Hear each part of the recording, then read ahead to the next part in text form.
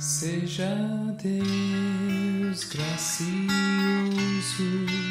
e nos abençoe e faça resplandecer sobre nós o seu rosto,